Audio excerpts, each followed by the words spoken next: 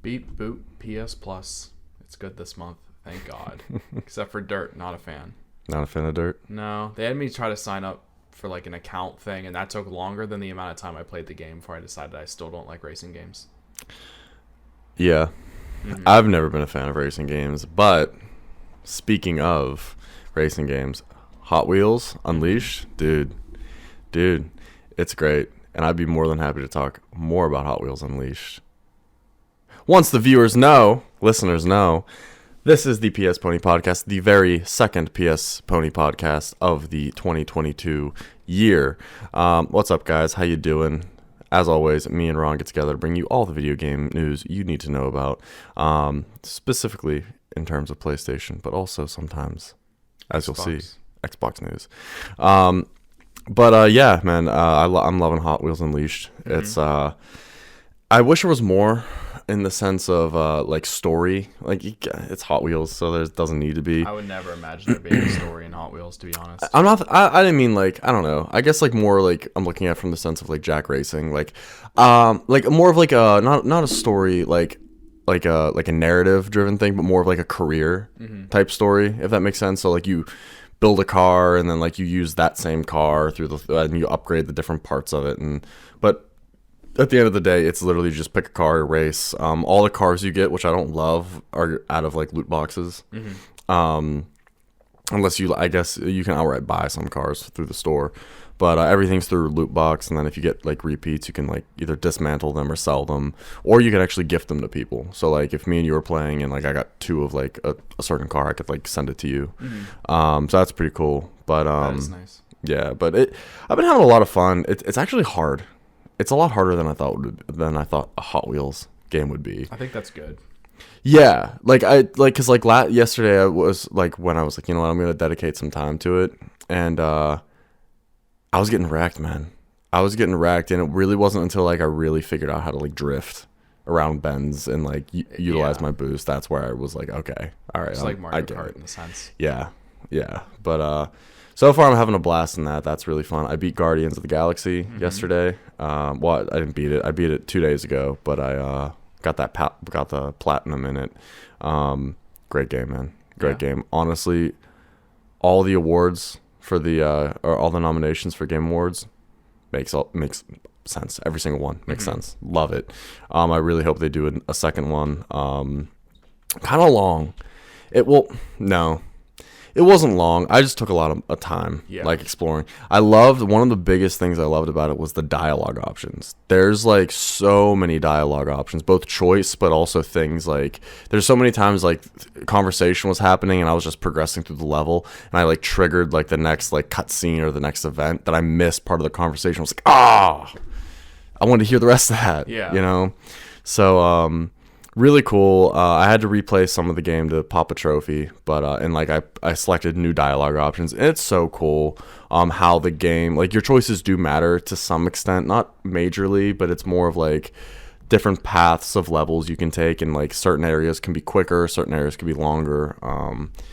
Great game. I love it. I can't wait for a second one, but yeah, I'm happy Square Enix has a good Marvel game. Thank God. If this one flopped, I think they would just lose the licensing rights.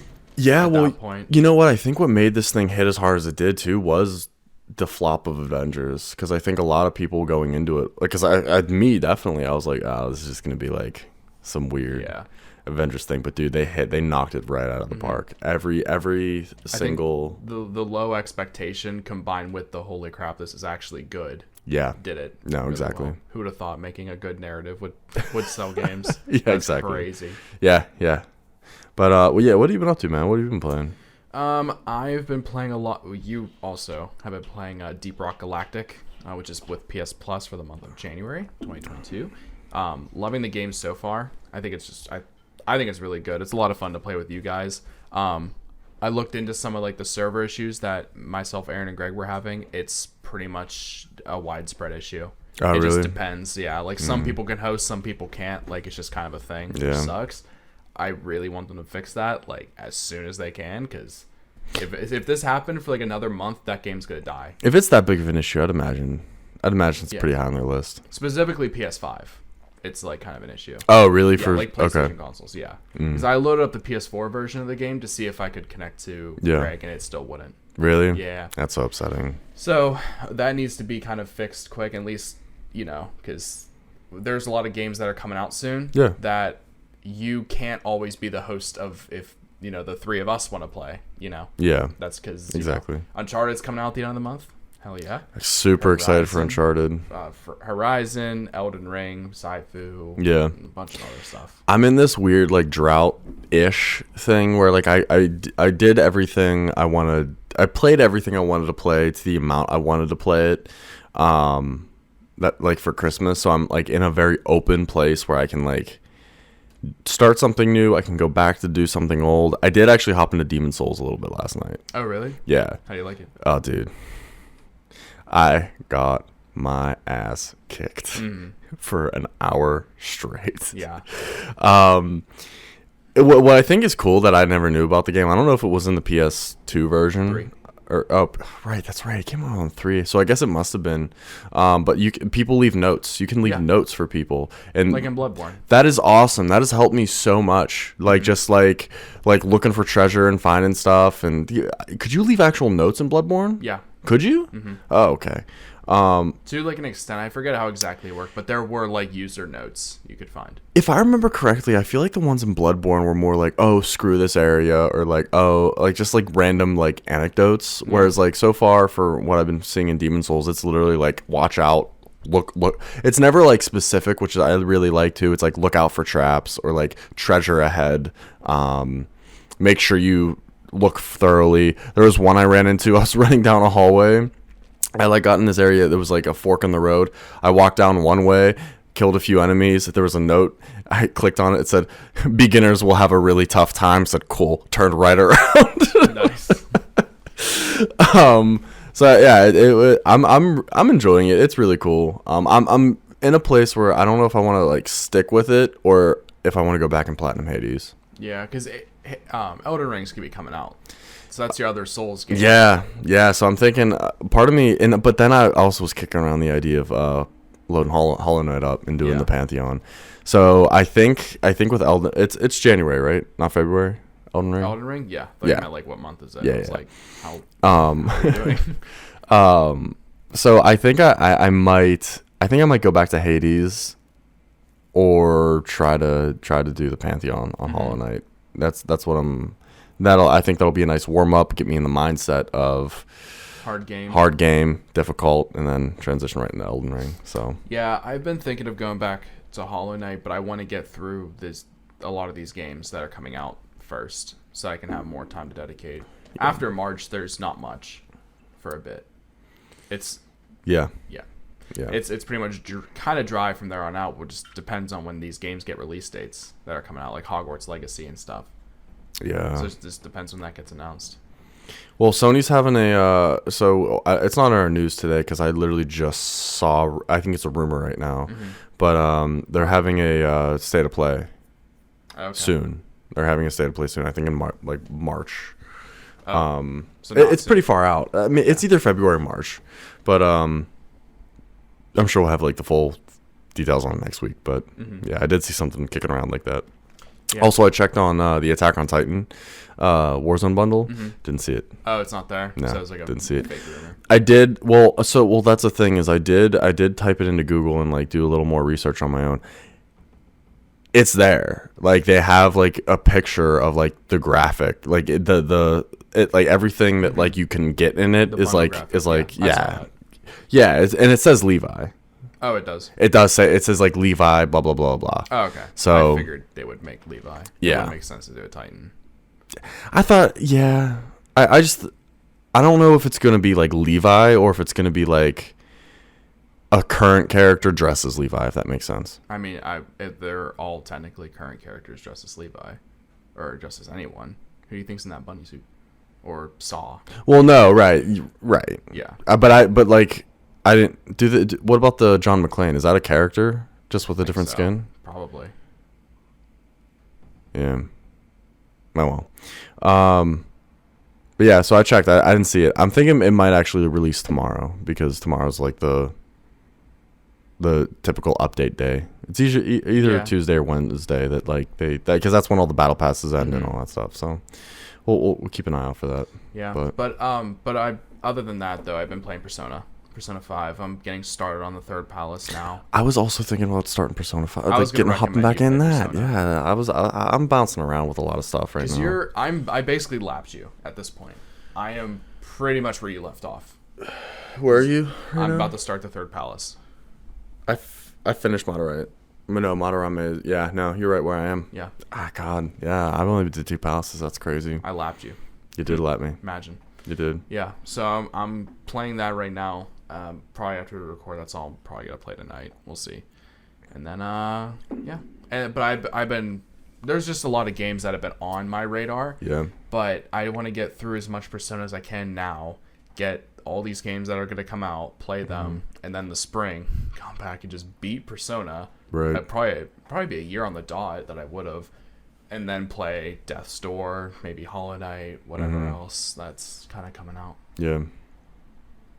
But Zach, a lot of games have been hitting the charts lately. They have, because Ron, I don't know if you know this, but Christmas just ended, so a lot of people got that PS4 money or PS5 money, and a lot of people got some PS5 games to go along. So one of them being Among Us. Being the PlayStation Among Us. 5 in the US of A, the good old US of A, and Europe also. Leads the charts in both the territories, which makes sense. The game is $5. Yeah, it's cheap. Yeah, play with the homies. Cheap. But also on PS4, it is the highest selling game of December as well. It is. In the US and Europe. But we're only interested really in the PS5 stuff. But Miles Morales still topping the charts though. Yeah, number 2 which coming is in. Really good. I really wish. I guess not. I guess it's better for numbers. But I would like to know if it's like the Miles Morales Ultimate Edition or like the normal edition. Yeah, but whenever you buy the Ultimate Edition, that's still Miles Morales. Like, no, you're right. You're right. Yeah. I'm just curious how many people are like revisiting Spider-Man or who haven't played Spider-Man on the PS4. That's more of a statistical thing, I'm I guess. sure for more PS5 sales, I'm sure it's more of the Ultimate Edition than PS4 wise. It's going to be just Miles Morales. Yeah. That makes the most sense. I agree. But coming in at number 3 is Call of Duty Vanguard. In the US. In the US and in the EU as well. Number 4 is Five Nights at Freddy's Security Breach. I've never understood the Five Nights at Freddy crew. It is a cult following horror game. It's like if Slenderman just kept making games, because there's so many Five Nights at Freddy's. There's a lot of them. It's stayed popular because they keep popping them out so fast. It really? Oh man, I feel like there's always like something going. It started as an iPhone game, didn't it? No, it was on PC. And was it? iPhone. Okay. Yeah. Trust me, if Slenderman kept having more stuff to it, it would continue. I love Slenderman. But coming in number 5, we have NBA 2K 2022. Number 6 is Madden NFL 2022. Number 7, so a little surprising, Battlefield 2042. A lot of 2s in that from 5 through 7.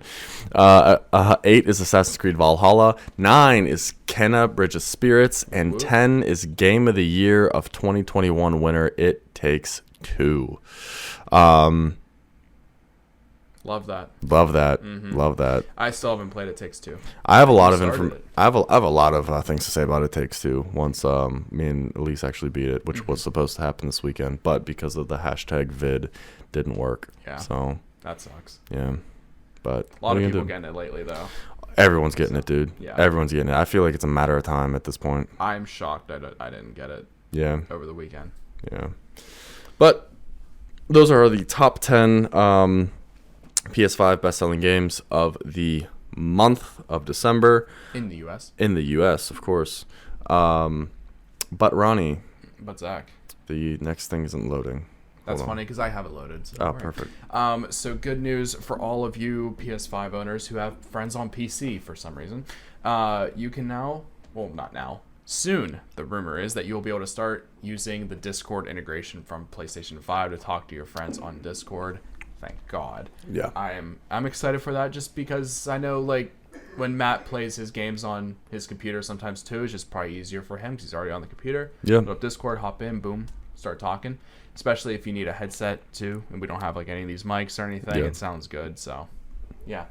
The rumor happens. It doesn't have like a date to it or anything like that. But there was an image shared on the Discord subreddit of just the PlayStation symbol and sharing an invite to people like on PlayStation. Yeah. So that's basically all the rumor really is. Yeah. I mean, it's a rumor. It's probably going to happen at some point. Xbox does have their thing with Discord at the moment, but at the same time, it's kind of useless because you need to be in the internet browsing app, so you can't actually play a game and talk to people through Discord, which... Is that how it works on Xbox? Yeah, that's how it works on Xbox. So, like, you can go online, log into Discord, and then talk to people. But if you, like, hit the home button and open a game, like, it cuts it out. So you might as well just talk in your party chat at that point. Right. If, assuming everyone's on Xbox. But it has to happen. I think at this point... Oh, I mean, it's already been said it was going to happen. I believe it's going to be happening first half of 2022. Yeah. It's just a matter of, like, when's it going to come out? Because it might just be like the Apple leak that happened with Apple Music. Right. Where it was like, oh, look, this image came up. Then 2 days later, Apple Music's now on PlayStation. Yeah, so we actually might be getting some news about it pretty soon. Yeah, I hope so. Because it's just nice. Because if I'm ever playing a PC game or anything, then I don't have to load the PlayStation, have two consoles on. I can just talk right through it. Yeah, I mean, throw it back to the days back when we were on PS3 and Xbox, where like because the optical out cord, I'd be playing a PS3 game while talking to you guys through my Xbox. Was that so nice? It was actually really amazing. Shout out to that optical cord. Mm-hmm. It's kind of upsetting that they got rid of it. Yeah, and like on our headset, you just can't have an aux cord plugged in. I know, that's the biggest L. That's the biggest L. I love the... I think that's a mistake. I agree. I love the SteelSeries 7P for a lot of reasons, but like the reasons I don't like it are pretty big. Yeah. So, yeah. But yeah, that's just the Discord news. Nothing really big to go off of, but Zach, we got a lot of stuff to get through. We have a big in this article. moment. Yeah. Yeah. Sure, days are going to go by. Yeah. Days are going to go by. Days are gone. Days are gone. They have gone by. So coming up next, guys, there's a lot of stuff going on with some of the information that the former director at Bend Studio has given. Josh, where's the tweet? Josh Brolin? Josh. Jeff Ross. Oh, kind of mash them together. Jeff Ross. So if you guys don't know, Ghost of Tashima has recently hit 8 million copies sold. Shout out to them. Congratulations to everyone over at Sucker Punch. However, Sucker Punch. Ben Studio. Oh, sorry. Yeah. Jeff Ross was the former director of Days Gone. At the former game director at Ben Studios. He has tweeted out after the Game Informer published a tweet. He quoted it and said, "At the time I left Sony, Days Gone had been out for a year and a half and a month and sold over 8 million copies.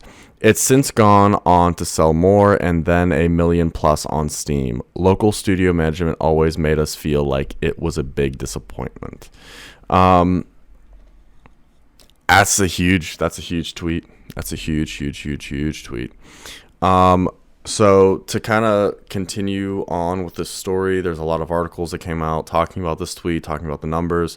So when he says local studio management, he means the people working in-house at Bend Studios, not Sony Interactive Entertainment as a whole, like outside of Bend. Also, the information he was using and going off of was a trophy tracking website that has been since shut down and is no longer used. Yeah, so it's kind of hard to like verify that. Yeah. So one of the metrics he used was whenever the game sold 5 million copies, the this website that he was looking at said that based on trophies, there was 5.8 million. Yeah.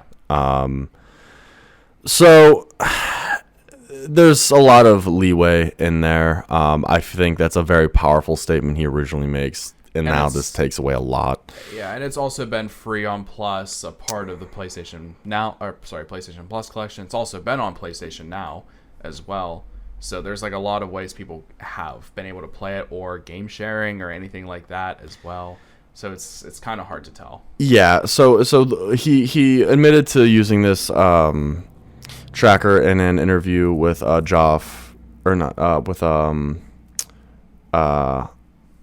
what's his name? David Jaffe from God of War. He worked on God of War. Mm-hmm. Oh my goodness. But he said, I think quotation marks GameStat still has the data archived based off the 8 million mark. It matched our telemetry, and so I'm like good enough. So maybe it was 7.5 million-ish, maybe it was 8.2 million-ish, I don't know. Yeah, it's kind of hard to tell, like, off if you don't have the numbers in front of you. It's just hard to tell. Right, and by the time he left Bend, he didn't have access to the information of how many copies the game actually sold. Sony never came out and said anything about specific numbers on how much the game has sold. We do know it has sold, I think, 1 million on PC. Yeah, on Steam. So it's definitely up there for sure. But the exact number is, right, not very sure. I think this is kind of just the same old thing of the number was yellow on Metacritic, so Sony got scared. Because he did mention in a follow-up tweet replying to someone about how Killzone, the first one was at a 70, but the next one got a 91. Mm-hmm. So it's like you gotta walk before you can run, or crawl before you walk, whatever. But it's just kind of in this era right now where everything Sony has come out with in the whole PS4 gen has been in the green, like mid 80s to near hundreds. Like God of War was 96 or whatever on Metacritic. Yeah. So it kind of just fell in that weird little gap, and plus the production time for the game took forever. A lot of money had to be put into it. They probably were just scared of a sequel. Yeah, and it definitely didn't help the reviews in the beginning, like with the bugs, because yeah, the bugs and everything too. But also there was a thing, kind of like an idea of why maybe Sony didn't greenlight it was the fact that they didn't want 2 zombie games to be kind of competing against each other. Same thing that happened with Drive Club. Yeah, Drive Club came out and they were like, why the hell do we have Gran Turismo and was Drive Club exclusive? Yeah. Was it? PS4 when it first came out, it was exclusive. Oh, no way. Yeah. So the idea of like, why do we have 2 racing games competing against each other? Yeah, maybe the same thing of like the zombie game, because then if you have too much of it, then people just get fatigued. Yeah, you're right, but I guess at that point it's like, why would you greenlight it? Because that was definitely my thought. Idea. Yeah. Last of Us 1 was the only one that was out. Yeah. Yeah, no, you're right. But off the success of that could have just been a filler game before Last of Us 2. Yeah, but Sean Layden leaving is also a huge reason why he thinks that Days Gone 2 kind of got shut down, which is what the change in power and everything. But he has a quote here talking specifically about what the conversations they had after Days Gone, because they're apparently Sony Studios was hoping that they would do a Siphon Filter remake, either a remake or a reboot of some sort.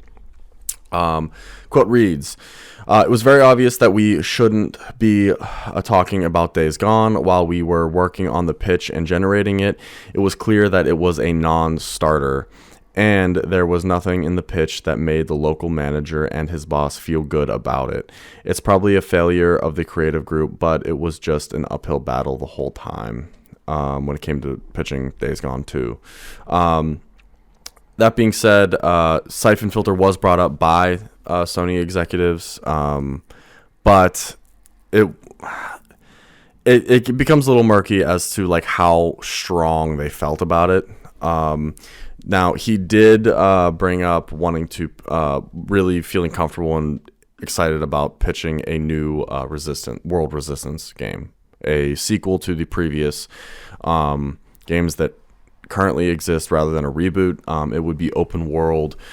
He felt that he could bring a lot of the stuff that they created in Days Gone over into it and make a really solid game. However, Sony was very hesitant because the Resistance games did not do well, especially the last one. Yeah. So did you see the Sean Layden tweets with him? No, I didn't see any of Sean Layden's tweets. So whenever I saw this tweet originally, I was just kind of scrolling through because I'm just like a what did people say type of person. Sean Layden did reply to the tweet just saying, "Congratulations, always thought it was an ambitious and impressive title, The Hordes." It was like in all caps. It was a real privilege to be there on launch day. We'll not forget. Someone replied and then asked, so why'd you turn down their pitch for a sequel? Jeff Ross replied and said, Sean didn't kill it. He was our biggest advocate. And now Sean Layden isn't there anymore, so that's kind of like is the hard part. Yeah. And I can really see Sean being all into that too. Mm-hmm. Yeah. But Sony doesn't know us. Just based off our online impressions. Yeah. Parasocial relationship with them. Yeah, exactly. But it's disappointing. But I think it's just kind of like the Sony thing right now. Of just, you know, it didn't get perfect reviews at the start. So yeah, it seems like everything went wrong for Days Gone. You know, the perfect reviews. A lot of the complaints in the the early reviews, the pre-release, the game. They were those were fixed pretty soon. So yeah. But Ron, I'm gonna check on him. Let me know when I'm good. Good. All right, and I'm back. Aaron was choking on water, and I was just worried that he was dying because he was a little sick this weekend with COVID. Yeah. So I had to make sure he wasn't, one, just spewing it everywhere, and two, making sure he wasn't dying. So yeah, he got killed in Overwatch mid sip, and he got frustrated. So then his he had the frustrated, and then it just did it. He's been coughing. He said he thinks the Mucinex was doing it. That's why he hates Mucinex, but he took one. Yeah. He thinks because he wasn't coughing all day. Right. So yeah. Thank goodness. But yeah. Anyway, Ronnie, we have news on the PSVR2 controllers and some information actually about the headset that I am over the moon for right now. I'm really excited for it. They needed to crush this. They have to. It's not out yet. It's not. They need this to be perfect because so fuck Facebook. I want everyone buying this thing. So the main thing we got a lot of information on was the controllers. We didn't get a release date. We didn't get a price point. We didn't get anything like that. We do know that it will be tailored to one wire that connects into the console. And it is promised that it will not have nearly as many wires as the previous VR with the camera, with this, with that, with everything. And in terms of the camera, it has four built-in cameras similar to the Oculus Quest, so you will not need a camera. The cameras are built into the headset so it can scan the environment. Eye-tracking technology. And that's the huge thing, is the eye-tracking technology that we see in the Valve. Yeah. Is it the Index, or is it just... I believe it's, the Valve Index. Do they have it? Eye-tracking? Built in. No. No, this is the only one that has eye tracking. The Pro, the Valve Pro 2 is coming out with eye tracking. I was thinking of the cameras built in. That's my bad. Yeah. Yeah. So which is awesome. Yeah. So it also has 110 field of view, which is 10 more than the PSVR. And 20 more than the Oculus Quest, and it is 20 less than the Valve Index. But you do need a PS5. It has to work with the PS5. This will not work with the PS4. And the Sense controllers, we've learned a lot more about that. It can actually sense your heart rate, as well as it is equipped with the adaptive triggers, and it has the cone that can sense movements of your index and pointer, or pointer and middle finger, I believe. It also has haptic feedback. Yes. On the controllers too. Yes. And on the headset itself, a little bit of vibrations going on in your head too. Oh, does it actually? Mm-hmm. That's so cool. Yeah, I didn't see that press conference, or at least how they made it sound. Okay. But yeah, a little bit. You get a little bit of going on. So I hope there's no electric chair game, because that would go real bad. Yeah.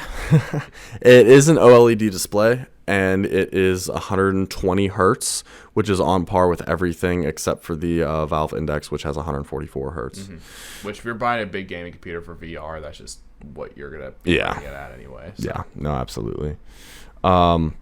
I'm super excited about this, Ron. I can't wait to hear more about it. Mm-hmm. I cannot wait to hear more about it. Specifically about how there's less wires. Yeah. I wish it was wireless, but at the same time, that's just a lot. I agree, and you know what? Depending on how well this takes off, I wouldn't even be surprised if Sony does come out with a fully wireless version. So it's like they have like the main thing that connects to the PS5, and then they also have the wireless version. Do you think it's going to be connecting to the USB Type-C port in the front? I have a feeling it will, for like faster data transfer. I think it might be. I mean, that would make the most sense, but like, I wish they put one in the back. I really wish they put a USB-C in the back. Yeah, I feel like there always could be like a port it's going to go into, like a little brick similar to like the original PSVR. It might, because you don't want to tug it out easily and flick your eyes, you know. Yeah, I'm not a fan of like, I'm fine with the charging cord, you know what I mean, but as a standard, I'm really not a big fan of like plugging stuff into the front of the console. But yeah, I mean, I can see that, but I guess depending on it, that maybe it will come with an adapter to use on a USB. But I don't know. I'm running low on USB space on my console, so. Yeah, I have 2 ports open. I charge my controllers with the power outlets I have. Oh, really? Yeah. Oh, okay. Because on the smart plugs I have, there's USB ports on there. So headset controller and then the light you just got me, I guess. Yeah. There. It's the easiest way. No, I don't have to leave my console in rest mode or anything like that. That actually makes a lot of sense. I'm thinking about just getting one of those like charging docks, since I have 3 of them. You know, so. But yeah, I'm super excited about this run. I can't wait for it. And what got announced with it, Zach? Horizon. Yes. The Horizon game. Yes. Which now we know what Firebend Call of the Mountain. Call of the Mountain. Yeah. Fire Sprite. Fire Sprite. Yeah. Sorry. Yeah. Fire Sprite. That's, I guess, part of the acquisition. First game they'll be working on. Yeah. You good? You looked shocked. I just found, I think, a new feature of my computer. I'm sorry. Okay. Yeah. What's the feature? I don't think.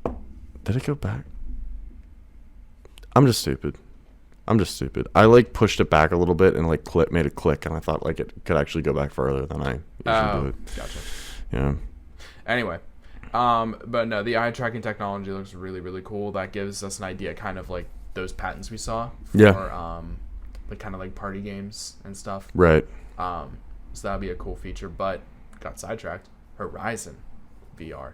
That's gonna be just the system seller.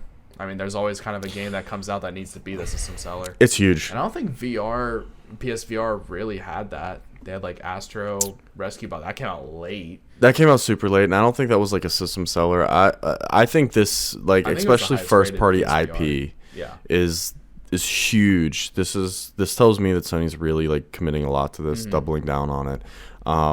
Because I think that, I mean, not that the first VR was like a flop or anything, but I feel like what was missing was a really strong VR iteration from like God of War, from, you know, all of the success that they've had in the past, like their previous stuff. So I think this is a really strong movement forward and a big like double down for VR. Yeah, I think the first PSVR was just kind of like testing grounds, because they were getting away from handheld consoles because they just haven't really been committing too much to it. Nintendo has just kind of absolutely swept that. So I think with PSVR having good success, I don't know how much it sold.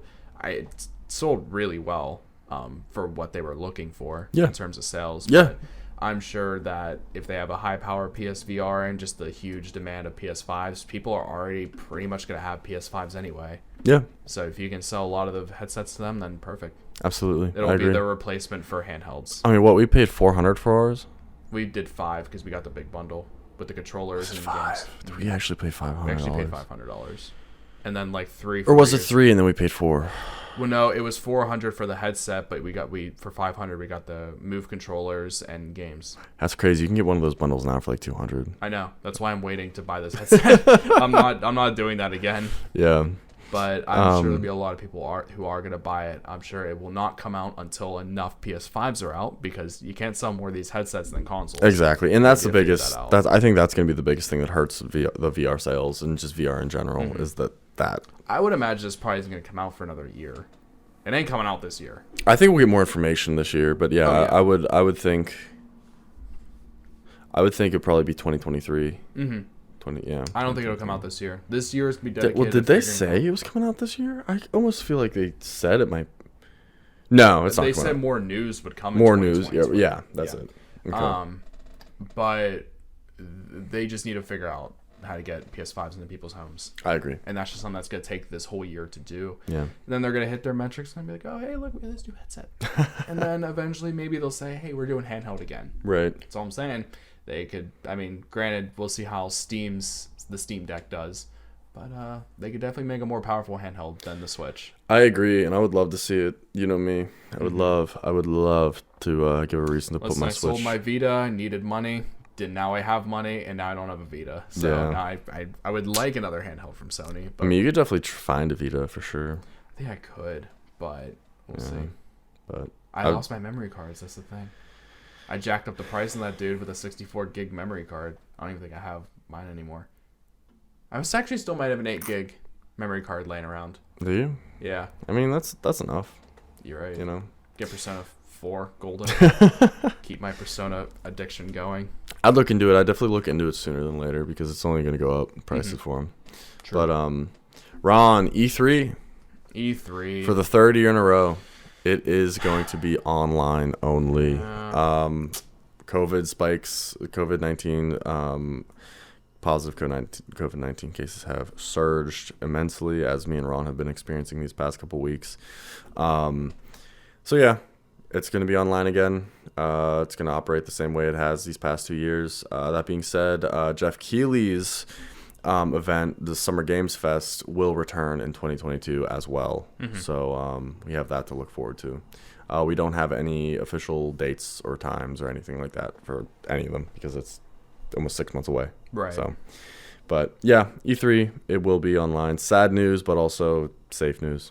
So yeah, it's just kind of the continual burial ground for that going on, which kind of sucks. Yeah. But, you know, we'll see. I mean, there's just been the idea too of like, you know, the Game Awards might as well just be E3 with the amount. I mean, it's not the same, obviously, because it's not the conference and the meeting different developers and stuff, but it's still like the, you know. Well, E3 was always more about like the business side of gaming rather than the right. You know, so. But in terms of reveals, then that's just Game Awards at that point, you know. Yeah, no, I see what you're starting saying. to do their own stuff. That and like for Sony and like I mean Nintendo's been doing their directs for forever. I mean I don't think Nintendo's been at E3 and since like probably like 2017. 2018. Yeah. Yeah, so it sucks, but you know what are you gonna do? But Ron, last bit of news goes to Xbox. Xbox has partnered with the nail polish brand OPI. And the partnership is if you buy certain colors of nail polish, you can actually get those colors as cosmetics in Halo Infinite and Forza 5. I think that's really cool. You know, there's 12 different colors that you can choose from. I'm not going to go through and read them all, but yeah, I believe it's launching in February 1st globally. Is coming out, but actually the day of this article, so the 5th of January. So right now, if you go to Ulta.com, you can actually buy these nail polishes and get those colors and use them to customize your cars or armor in Halo. So I think that's pretty cool. I think it's interesting. I don't know if it's like cool. I think it's just really weird. I agree. But you know what? Xbox has been making a lot of partnerships with like Adidas and like Gucci and all kinds of stuff. Cool. And I like that. I think it's really cool. I mean, PlayStation did have those shoes that they made with partner with Nike, I think. Yeah, I think so. Those shoes were pretty sweet. Yeah, they were dope. I think they even had like LEDs in them too. I think LED. I don't like. No, they had LEDs, and they actually on the inside of the tag of the tongue, they actually had a code for to get like a theme for PS4. That's cool. Yeah, I think LEDs on shoes are kind of cringe, unless you're talking about the dancing shoes. I forget what they were when we were kids. The dancing shoes. They were like Skechers light ups or whatever. They were just like LED like strips. Oh yeah. Those are cool. But now when you're 23, 24 wearing them, like, you like the light up shoes, Ron? I don't know about that. But Zach, we do have a little bit more news you skipped over. Did I? The Last of Us remake. Oh, we did. I'm so sorry. I was like, I was ready for the lead up of like one zombie to another, but didn't get that. But The Last of Us PS5 remake is quote nearly finished and could release in 2022, which it wouldn't surprise me for a fall release date because there's kind of a rumor that God of War might come out in like early, like end of summer, early fall, so maybe like get that last little bit of Sony exclusive money going in. But this comes from Video Games Chronicle, written by Tom Ivan. Where does it say? So it's according to the industry leader Tom Henderson, who claims match information VGC has received via our own sources. Quote, heard from multiple people now that The Last of Us 2 remake is nearly finished and could release during the latter half of 2022. This is a tweet just from Henderson. Ooh. I don't know what that was. While the project has not been officially announced by Sony, Bloomberg reported last April that a remake of the 2013 PS3 game was in the works for PS5, which I don't think it needs, whatever. It claimed the project was originally in development at PlayStation's Visual Arts Service Group before the studio was switched to a support role to the game. I have a question. How many of these remakes do you think we're going to get before people are not buying them as much? For Last of Us, dude, I think enough people buy the Last of Us ones, but I think people are gonna keep buying The Last of Us. Are they gonna charge full price for it? Do you think they'll be like, oh, if you own Last of Us 2, you'll get it for like $10 or something like that, or you know? That's the thing, dude. I don't know. There was a remaster for PS4. How much did they charge remaster for the PS4? It was full price. Was it? I mean, but it also came with Left like Behind. $40. It came out like a year later because the PS3 version came out so late in the cycle. I mean, and that's the the PS4 thing. I'd say 40. They're gonna drop this for 40 because like I think there is enough people that haven't played The Last of Us before that would buy it. I'm probably not gonna get it, but at the same time, Last of Us hasn't hit me in the same way that like say Uncharted did. Because look at me, I'm buying Uncharted. But well, it's also the fact that we already, I don't know. I've played Uncharted 4, I think about 3 times, but I think it's just the fact it's 2 games in this bundle for $10. Whereas like it's just Last of Us 1 again, a game we've been playing for, oh my god, 9 years. That came out that long ago, which still looks fantastic, better than a lot of games that come out now. No, I mean I get what you're saying. I do. And it's also, I think, it's just the Uncharted's releasing around the time of the Uncharted movie coming out as well. Yeah. Because they want something to come out. I already think Uncharted 4 looks good enough to not even need a remastered. Uncharted 4 looks perfect. I'm excited to see what this remaster does to it. Came out in 2016. It still looks golden. Yeah, absolutely. Like an Abyss run? Yeah, I think that game already looks phenomenal. But whatever. I'm sure we'll keep getting them. I wouldn't be surprised if we get a remaster for Last of Us Part 2 and 1 for PS6 whenever it comes out. So, I mean, I'm sure you're not wrong. These games sell like crazy. Yeah. So, it's the system sellers. We'll see what happens with God of War, I guess. I don't know. I'm all in for a God of War remake, honestly. I'm all in. I mean, I don't know when they would do a remake. I don't know when they would because it would make sense to put it before Ragnarok. And that ain't happening this year. That ain't happening, no. Well, their remake is gonna be. I mean, unless they like quote unquote like stealth drop it and like it's like, oh, like here, like God of War Ragnarok, boom, pre-order now, blah blah blah blah, which I think you can already actually pre-order it, but no, you can't. Oh, you can't. There's no date yet. Okay, so boom, pre-order now. Also, if you pre-order, you get God of War for the PS5. You know, so yeah. Plus, God of War 2018 is launching for PC. I think this Friday. Oh, no way. Yeah. Okay, cool. It's launching this month. I'm pretty sure it's this week. Hell yeah. So that'll be another huge rush of people coming in. Maybe they'll just say like, all right, here's like a huge load of update drops for it. So I think they already launched a 60 frames per second update on it, so that's nice. Yeah. I've been wanting to go back and replay it. I don't know. I'm too into Persona again. I feel like I've been in Persona this entire time we've been recording this podcast. So you have been, absolutely. Yeah. I'm so fine with that. Yeah. That's all the news now, Zach. That is all the news. Thank you guys so much for listening. If you want to reach out to us, Ron, how can they do that? You can email us at our email account at psponies@gmail.com. That is, AskPSPonies@gmail.com. That is AskPSPonies@gmail. You can also follow us on Twitter at twitter.com/psponies. Woot woot. All right, guys, thank you so much, and we will catch you next week. Bye.